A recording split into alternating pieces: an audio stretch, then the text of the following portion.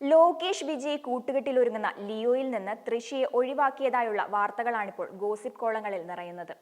ഇപ്പോഴിതാ ഇത്തരം പ്രചരണങ്ങൾക്കുള്ള മറുപടിയുമായി എത്തിയിരിക്കുകയാണ് നടിയുടെ അമ്മ.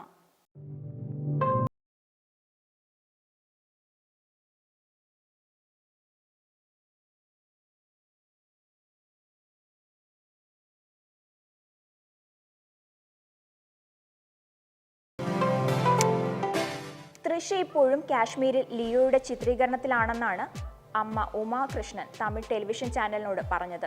കേട്ടത് ശരിയല്ല എന്നും സിനിമയുടെ ചിത്രീകരണം തുടരുകയാണെന്നും നടിയുടെ അമ്മ വ്യക്തമാക്കി.